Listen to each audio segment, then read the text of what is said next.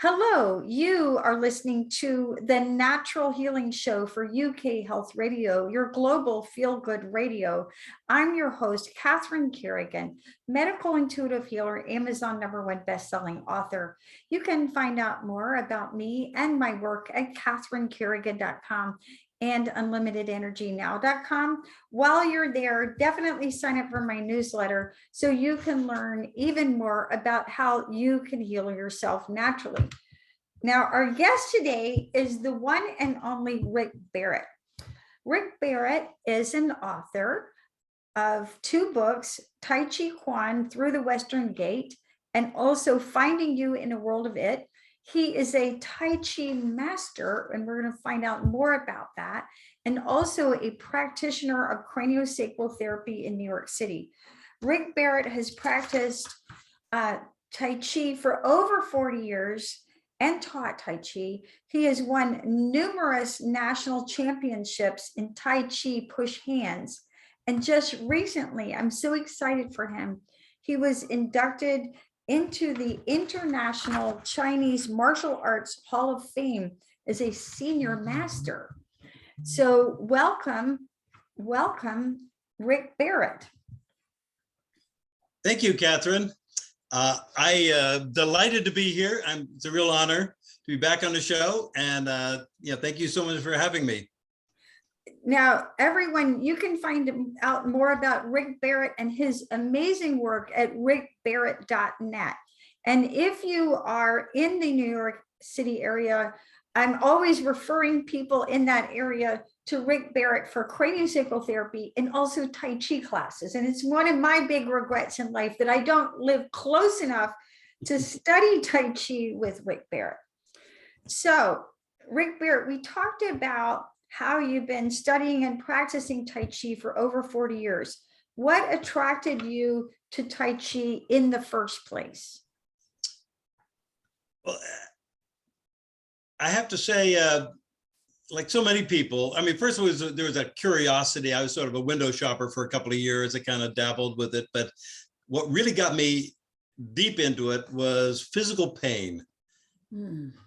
You know, I was having a lot of trouble with my neck and back at the time, and I would go to a chiropractor, get it fixed up, and then it would go out, just days later. And it's like, okay, there must be something that I'm doing wrong here that is causing this to keep recurring. So I looked around and found that Tai Chi had a way of balancing your body mind in a way to allow for things to flow more smoothly, more freely, more there's a calmness but also a centeredness and a coordination that comes with that. And that so I said, okay, I'm going to reprogram the way I'm moving.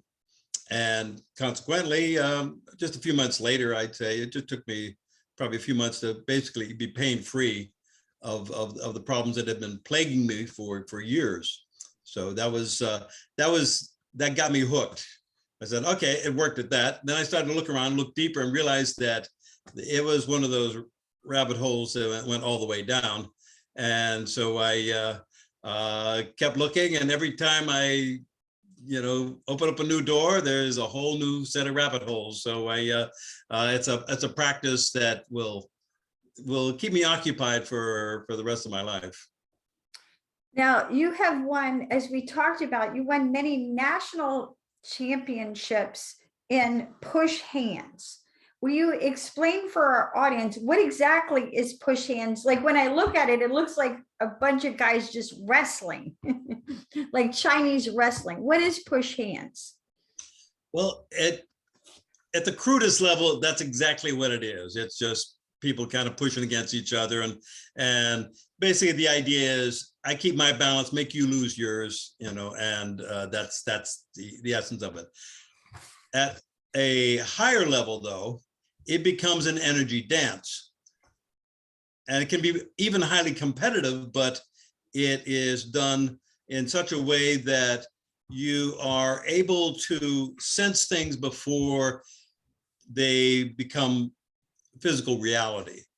So you're able to tune into, and you as a medical intuitive, you know all about that, the ability to use what the Chinese call Tingjin, which is listening energy. You're able to actually feel into the other person's body, mind, and sense their intentions before they're able to even express them in a physical way.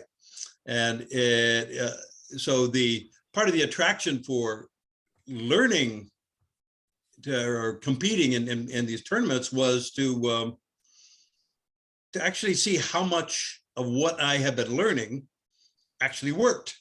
Because it's so much of it is, it's woo-woo, it's, you know, it's fuzzy and paradoxical, and you, until you have a chance to actually test it out in the real world against somebody who has the intention to knock you on your butt, and see what you can do to actually engage this with relaxation, softness, and mental focus, be able to really sense into it. Then until you're able to actually do that, you really don't know what you got. So I learned a lot about what I had. And I also found out that even after having some success winning tournaments, I realized I wasn't doing it as elegantly as I would like. So then I had to go back and start over again and invest in loss. This is one of the Chinese terms that, you know, that we use in in Tai Chi. Is like investing in loss. Be able to put yourself in situations where you don't think you have an advantage, so that you can solve the riddle. You know, you've solved the puzzle, and learning how to do it using Tai Chi principles. Very cool. Now you mentioned Ting Zhen. Will you spell that for our audience? And what is Ting Zhen? Tingjin. Tingjin. Ah, yes, Tingjin. That's Ting. So it means listening energy, and that's when you are, I call it seeing with three eyes.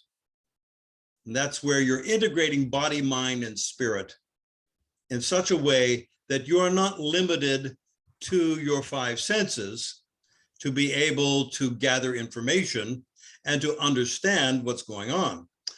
And so Tingjin is a heightened sensitivity to being able to sense what's going on without necessarily running it through the limitations of your rational mind. Now, how does the practice of Tai Chi push hands increase your capacity for Ting Zhen?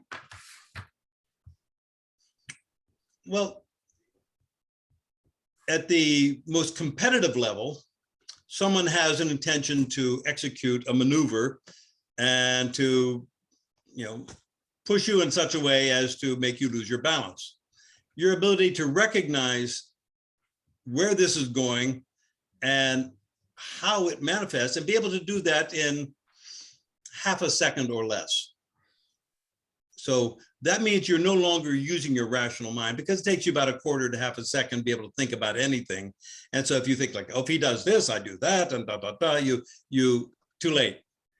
So your ability to read that, which is, athletes are doing this, oh, it's not exclusive to Tai Chi at all. We just happen to have a name for it. Your ability to sense that without having to think about it puts you in the zone. You know, we call it the zone, or a state of flow. And that's where you're able to, you're not slowed down by your thought process. If we take this practice into a more of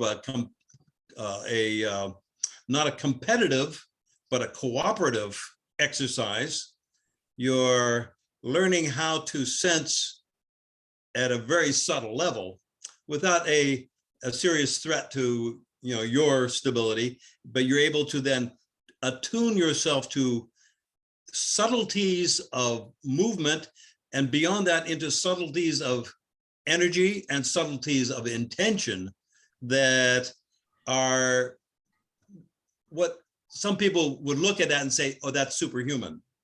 That's something that you can't do that. But you learn to do that, because you're attuning to something which is happening at a finer level of substantiality than what you're comfortable with. I have to say, I always love talking to Rick Barrett because I always come away with such great information. So keep listening. Now, there's a lot of scientific studies about the benefits of Tai Chi. What do you personally get from your practice? Good question. So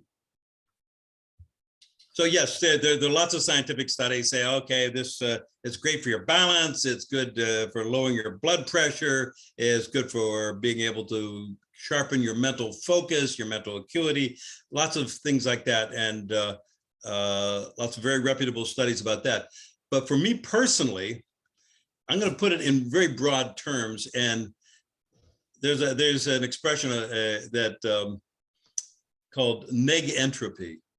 And this is a way of talking about reversing the natural effects of entropy. Entropy is in broad terms, there's lots of definitions for it, but in broad terms, you can say it as the tendency of things to fall apart, to wear out, to get old, to decay, to break apart. And everything in the universe, every form in the universe tends toward entropy.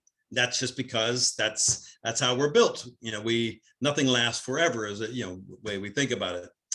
But neg entropy, or another way of saying it is syntropy, is when consciousness gets involved. That is, when you're bringing mindfulness to the form, you create new levels of organization that either slow or reverse the entropy.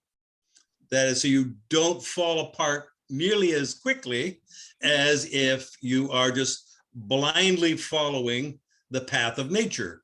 Because nature basically is using us to replicate our species. And then after we're done with the prospects of making babies, it doesn't really have a lot of use for us.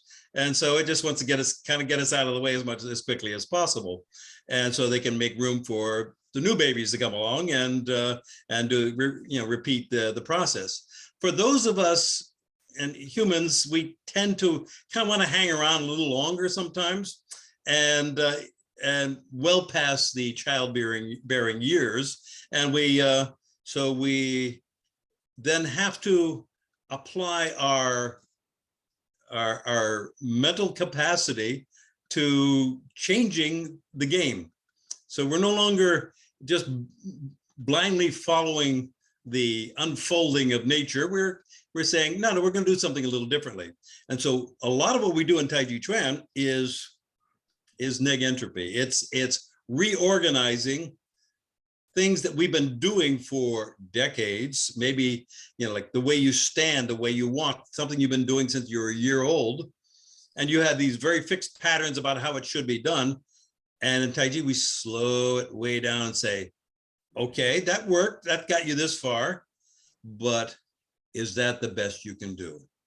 Is that gonna help you live to 80, 90, 100, 120, and not only just live that long, but live a healthy life, live a vibrant life, so the neg entropy says, no, we're going to infuse more energy, more consciousness into our lives so that things are going to go a little bit better. Great explanation. Also known as anti-aging, right? Right. That's another way of putting it. But no face creams, right? Unneeded. Exactly, not needed. Okay, with that, we're going to take a break and listen to a message from one of our commercial sponsors, and hang in there, and we'll be right back with the wonderful Rick Barrett of rickbarrett.net.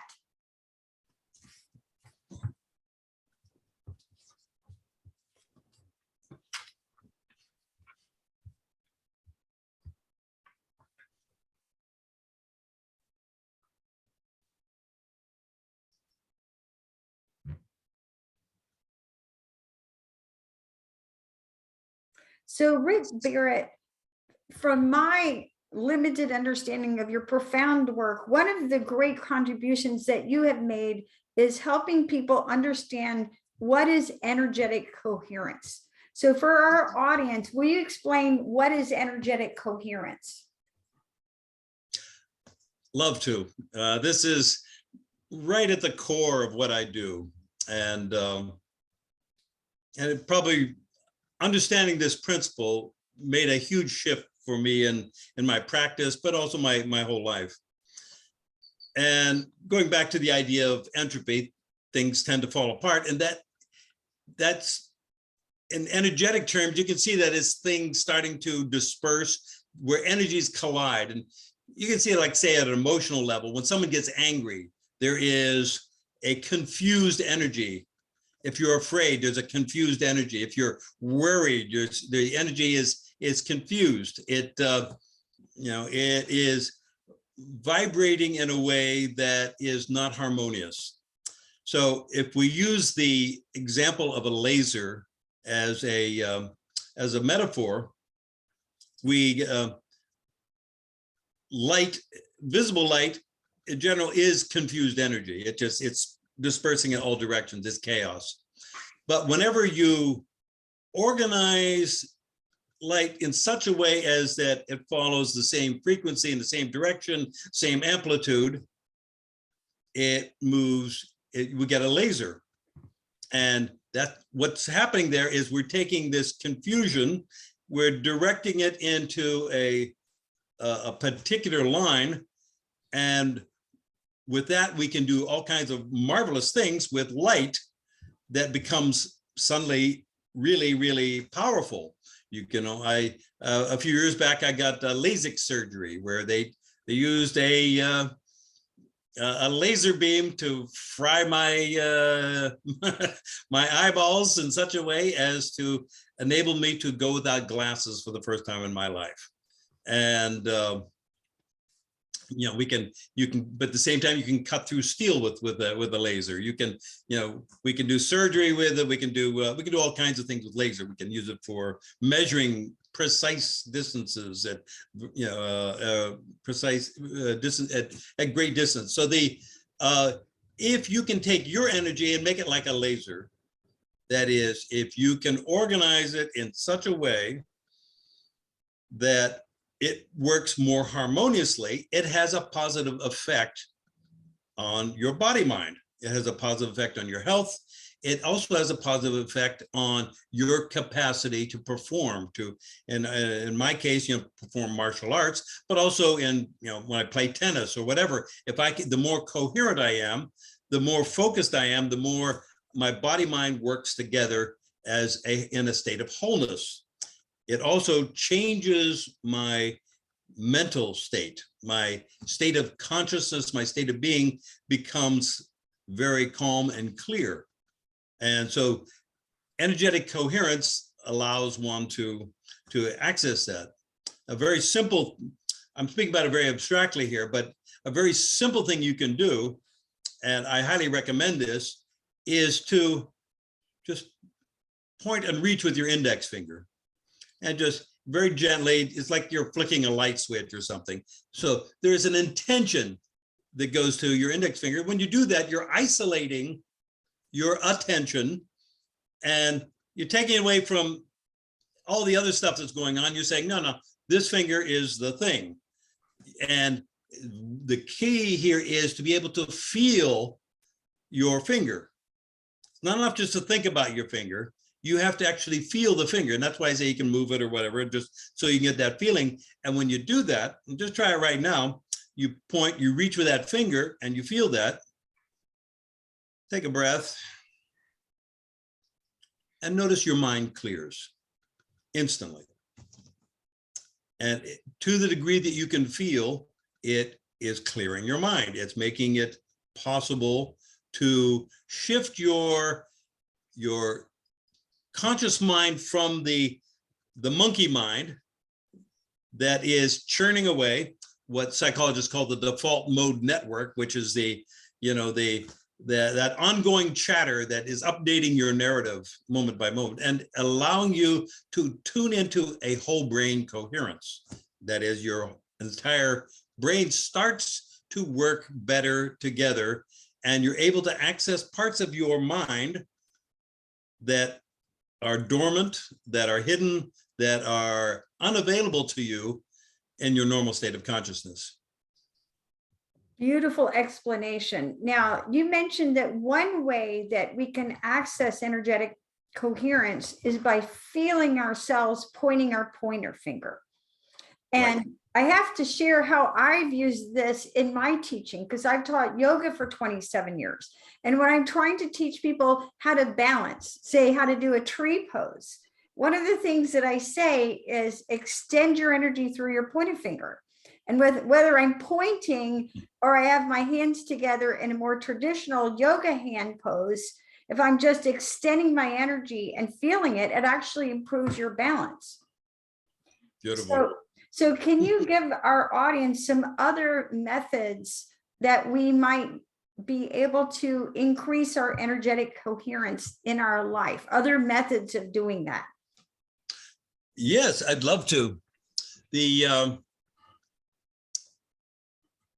underlying all the methods that I'm going to talk about, is this capacity to learn to consciously feel and consciously move. And if there's one principle that underlies the practical application of the internal arts, it's this capacity to feel and to move. And that's because we have a tendency to think about, and I can't emphasize this enough, but thinking about something is absolutely vital for living as a human being. We have to be able to tell a story. We have to be able to talk to each other. We have to be able to remember where we live and things like that. So that requires some degree of thinking. But to the degree that we get stuck in our thinking, and it's the stuckness here that is the problem, to the degree we do that, we are limiting ourselves to a very tiny little box that we are operating in. And once you start to feel or consciously move, then you are using other parts of your nervous system which have been lying dormant. So one can, let's say, breathing, and there's lots of breathing exercises, lots of breathing meditations, and they're all good, depending on what you want to get out of them. But the one thing that doesn't always get expressed is feeling your breath. So if you just work with me right now and just inhale and just feel the breath coming in through your nose, feel the expansion of your diaphragm, feel it pressing down on your internal organs, and then feel your exhale and feel the breath. Feel the shift in your diaphragm, feel the shift in your lungs. And notice also that each breath it radiates throughout your body. And whenever you inhale, you're activating your sympathetic nervous system, which is the go, go, go part. So when you exhale, you're activating the parasympathetic nervous system, which is the rest and digest part. So the balance between the two is really important. A lot of people breathe shallowly. It's like, and they're breathing just up here, and it's mostly focusing on the in, which is pushing that go, go, go part, which creates anxiety. It creates nervousness. It creates fidgety sense. And if you can, a way to practice this is to, well, let's do it together. Just inhale for a count of 3, hold for a count of 3, exhale for a count of 3, hold for a count of 3 on the exhale, and then inhale for 3. Hold. Exhale for 3. Feel it as you're doing it. Hold for 3. So what you're doing there is you're balancing your autonomic nervous system, which is really helpful for dealing with the crazy world we live in now, which is just going everywhere you look. There are things which have the potential for upsetting you. And, but if you can just feel your breath and learn to control your breathing, you can then learn to control your autonomic nervous system, which restores a sense of internal calm, internal balance that is missing. So that's one way of doing that. Beautiful. Now, one of the things that I'm always telling my yoga students is your brain, your mind can either think or feel. And so when you're talking about energetic coherence, Rick Barrett, it sounds like you're getting out of the thinking into the feeling state. Well, actually, what I'm talking about, and this is what I call super consciousness, and that is by consciously feeling, you're able to access this other state of being, which allows you to move beyond thinking, but you can think if you want to. So it becomes a both and rather than an either or. It's not like thinking or feeling. It's like, no. When you move into a state of super consciousness, you're able to think like a supercomputer. It's your thinking accelerates so fast, it's almost like it happened by magic. Whereas, when you're in the ponderous rational mind mode, you're thinking like an abacus, you're one beat at a time, whereas you're a quantum computer in a superconscious state. And it's a spectrum of awareness. So it's not like, just any superconscious state is going to allow you to think like a supercomputer. You have to kind of get used to it. You have to be able to get used to being in that state and learning how to process information where you are not dependent on your rational mind. And that takes some practice, but it's also a lot of fun. And it creates new neural connections. And so your brain develops the hardware to support this change in your mind. And so something scientists call neuroplasticity, and that is, I'll put it this way: when I was growing up, the scientific fact was you had a certain mental allotment fixed at birth, and it's just going to get worse from there, and that you can't grow any new cells, you can't change your mind. Now, just in the last 20 years, it has changed so that no, you are creating new neural connections all the way to the grave. And you have that capacity. You're creating new ones, you're shedding ones, and what enables you to create more neuroplasticity is novelty. Do something weird every day. Just if you have a predictable, you eat a tuna salad sandwich for lunch every day, go wild. Order egg salad, go crazy. Whatever it is that it changes. If you watch the same news program every time, because that's the one I depend on, flip the channel, find somebody else, get a different voice in your ear. If you walk to the store the same way every time, take a different way. If you drive the same way, take a different route. Throw yourself into situations where you are forced to think. You're forced to deal with novelty, and that creates new neural connections. And particularly learning to move in a different way. You teach yoga, and you're teaching people to do something which their bodies don't necessarily want to do.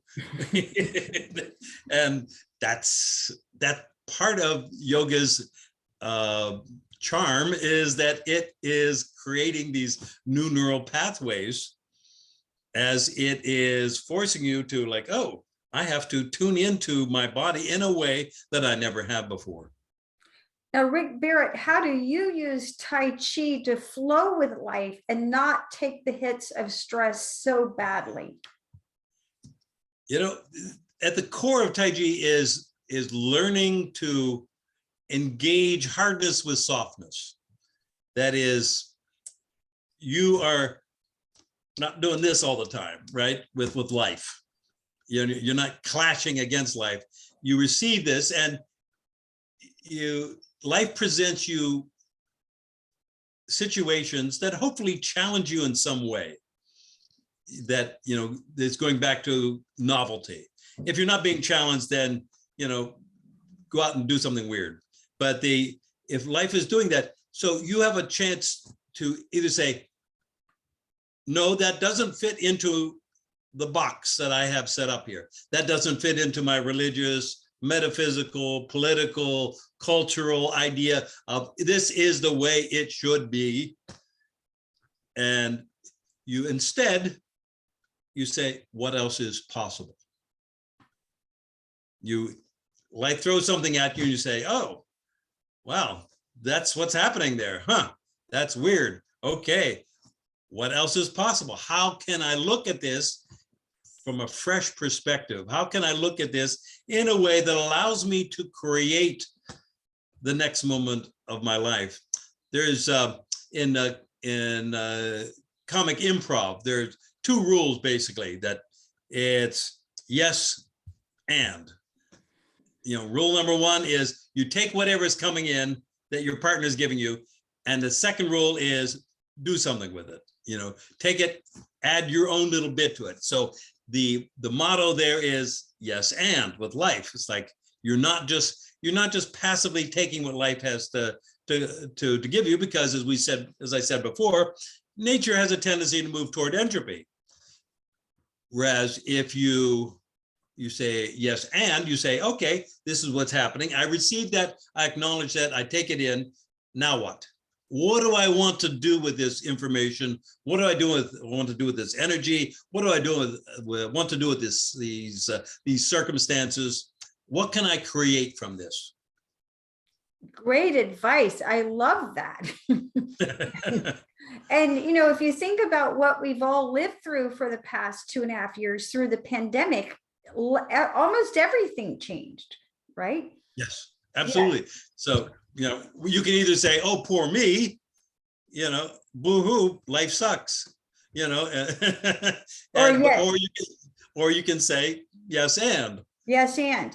And with that, let's take another break and listen to a message from one of our commercial sponsors. Hang in there and we'll be right back with the one and only Rick Barrett.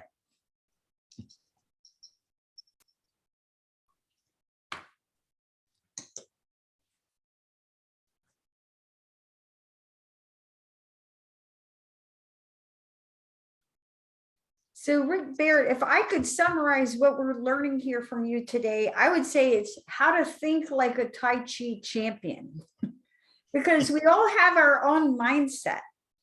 What do you mean by body, mind, spirit integration? That a lot of people hear that and they think, oh, I know what that means. What does it mean to you?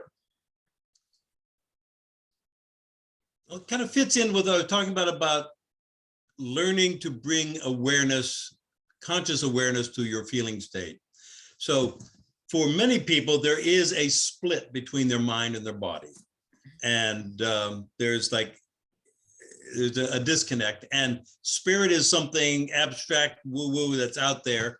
And, I do that in church on Sunday, and that body, mind, spirit integration means that we're recognizing that there are at least 3 main levels of awareness. There's the pre-conscious, which is the body stuff.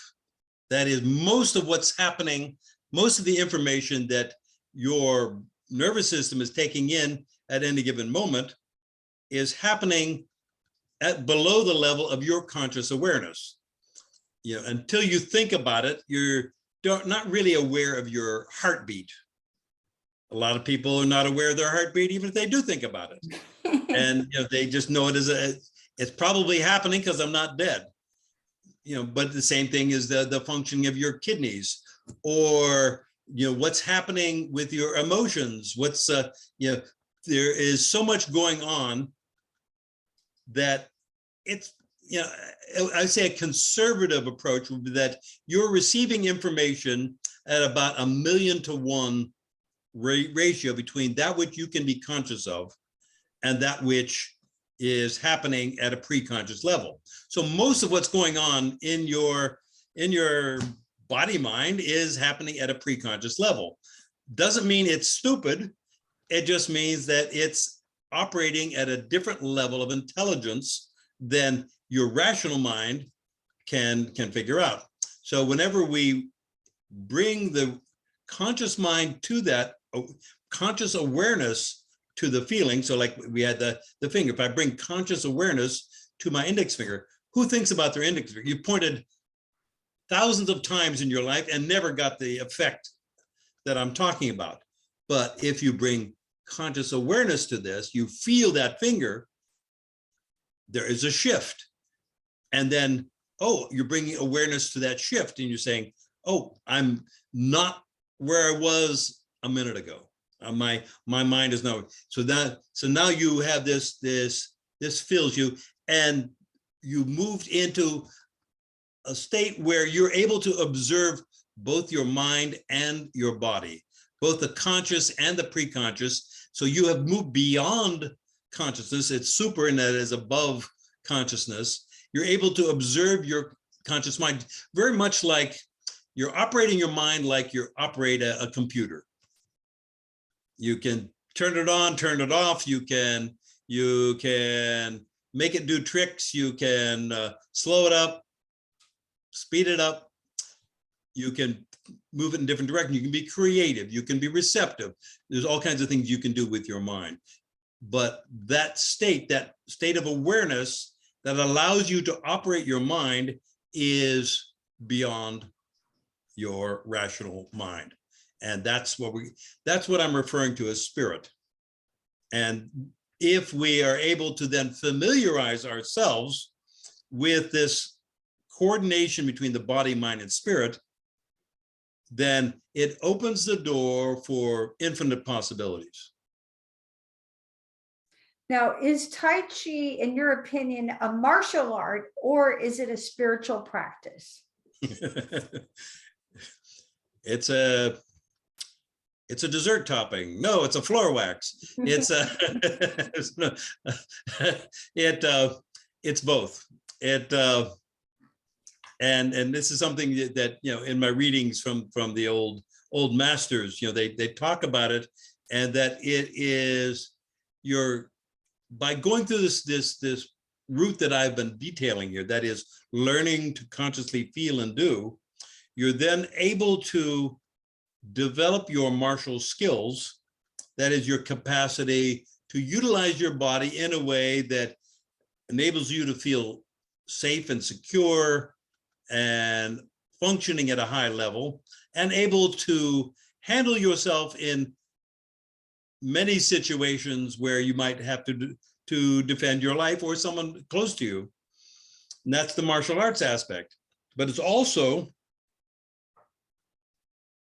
a spiritual practice, in that in doing so, you are expanding your body, mind, spirit integration and your super consciousness, and allowing you to tap into the mysteries that are so far beyond our capacity to articulate. They are ineffable, but allows you to tap into those and resonate with heightened states of awareness that continue to infuse our lives with more vitality, more syntropy.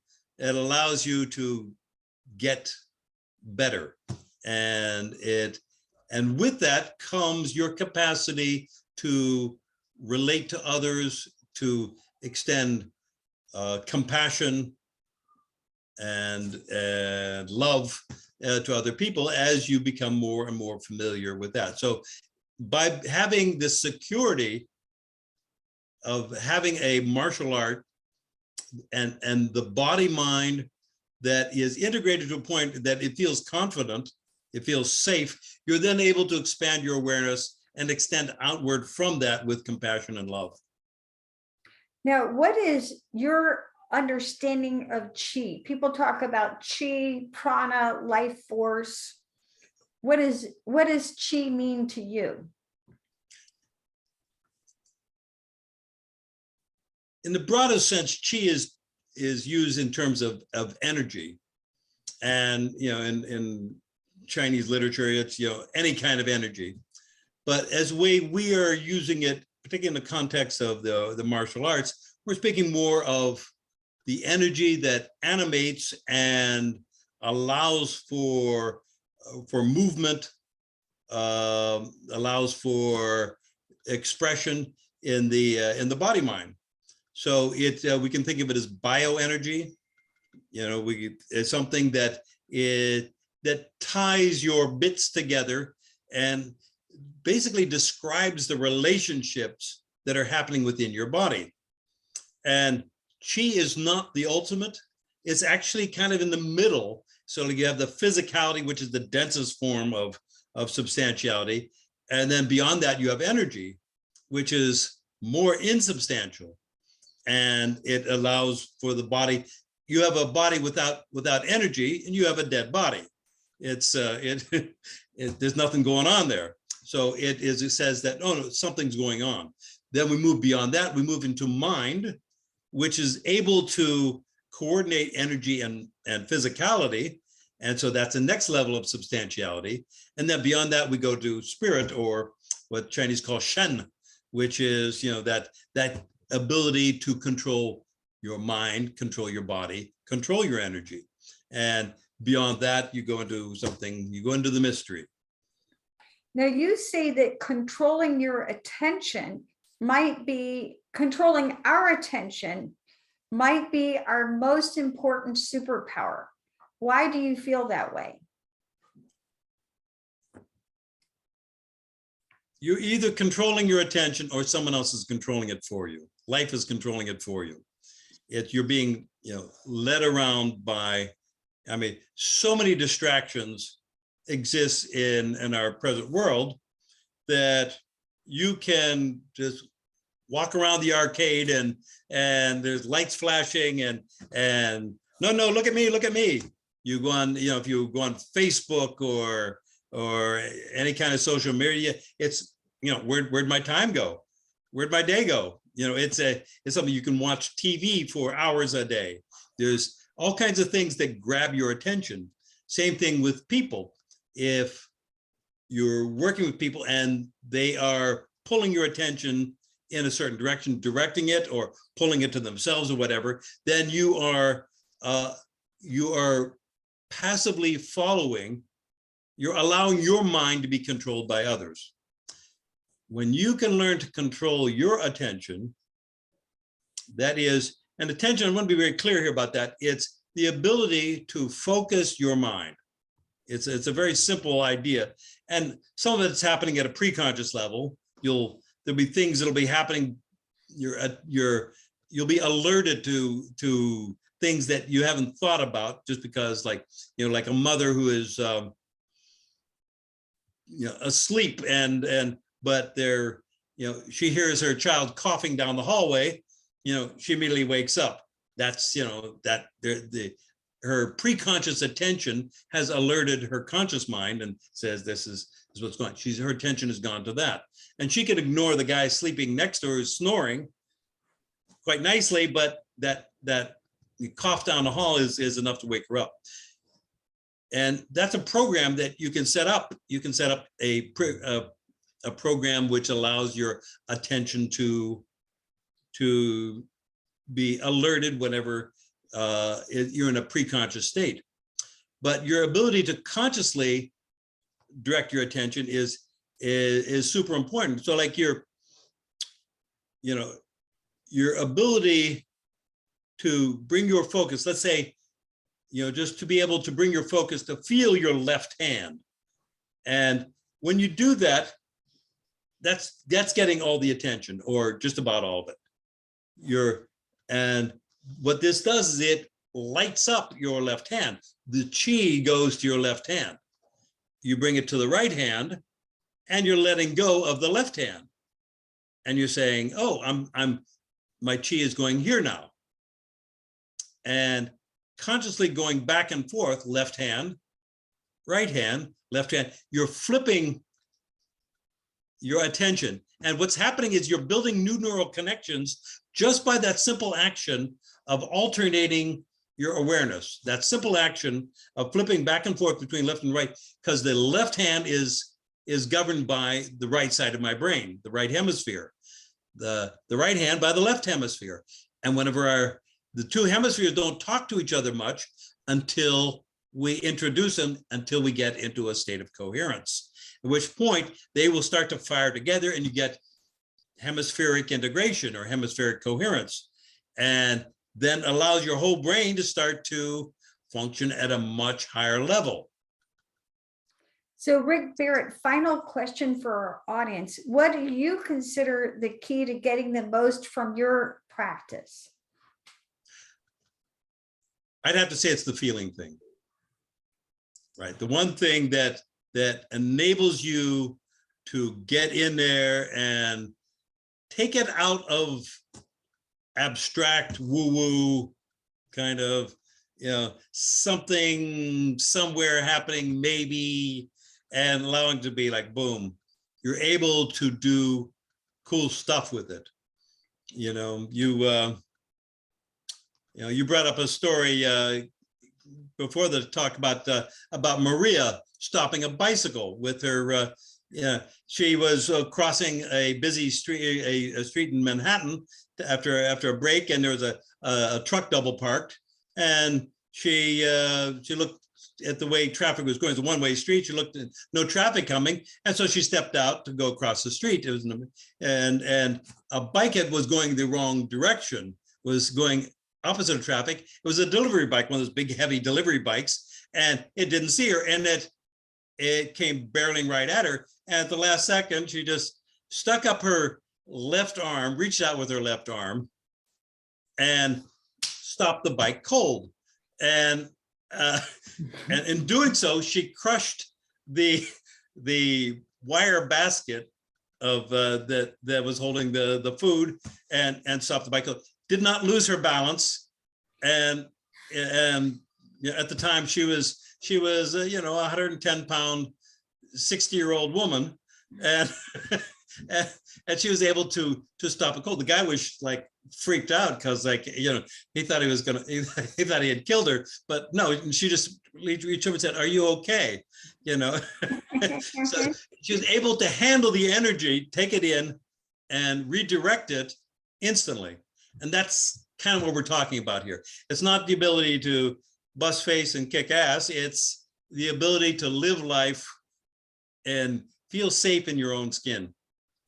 You've been listening to the Natural Healing Show for UK Health Radio. I'm your host, Catherine Carrigan, medical intuitive healer, Amazon #1 best-selling author. You can find out more about me and my work at catherinecarrigan.com and unlimitedenergynow.com. While you're there, definitely sign up for my newsletter so you can learn even more about how you can heal yourself naturally. Our guest today has been Rick Barrett, author, Tai Chi master, craniosacral therapist. You can find out more about the one and only Rick Barrett at his wonderful website, rickbarrett.net. And remember, when you bring yourself into energetic coherence, magic can happen. Thank you so much for listening, and we'll see you next time.